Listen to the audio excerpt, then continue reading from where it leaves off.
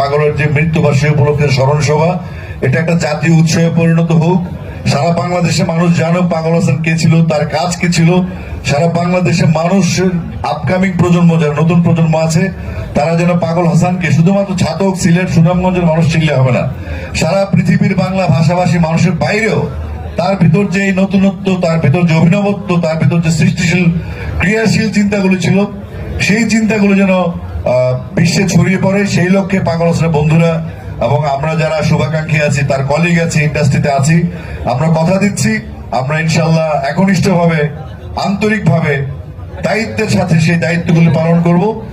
এই ছাতকবাসীর গর্ব হিসেবে বাংলাদেশের আকাশে জল জল করে জ্বলবে পাগল হাসান। আমরা যেখানেই তাকাবো যেন পাগল হাসান দেখতে পাই।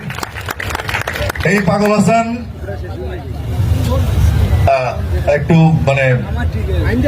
একটু ইমোশনাল হয়ে যেতে চাচ্ছিলাম, কিন্তু হতে পারবো না। এই কারণে আমাদের যে ঘটনাগুলি, আমাদের আভ্যন্তরীণ দুজনের মাঝখানে যে কথোপকথনগুলি, সেগুলি খুব মেমোরেবল। আমি আগেও বলেছি অনেক জায়গায়। তো আমরা আশা করব এই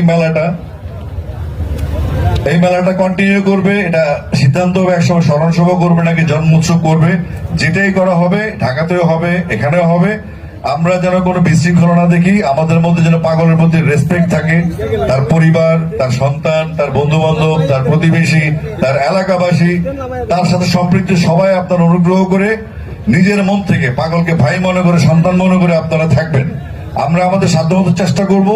ফাইনালি আপনাদের সাথেই প্রত্যেক বছর কোনো না কোনো ভাবে দেখা হবে। আর আমি সাধারণত আমার নিজের যথেষ্ট গান আছে, যথেষ্ট গান আমি ট্রিবিউট করার চেষ্টা করতাম সবসময় আজম খানকে। আজম ভাই আমাদের শ্রদ্ধেয় পপ গুরু, তিনি আমাকে অনেক ভালোবাসতেন। তিনিও একজন স্পিরিচুয়াল মানুষ ছিলেন গানের জগতে, সাবেক মুক্তিযোদ্ধা, বীর মুক্তিযোদ্ধা ছিলেন।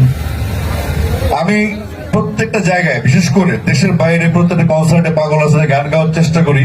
ওর গান গাওয়া তো সহজ না, অনেক কঠিন। তার অ্যাকসেন্ট আলাদা, তার উচ্চারণ ভঙ্গি বা তার কথাবার্তা, শব্দ চয়ন, শব্দ প্রয়োগ অনেক কঠিন।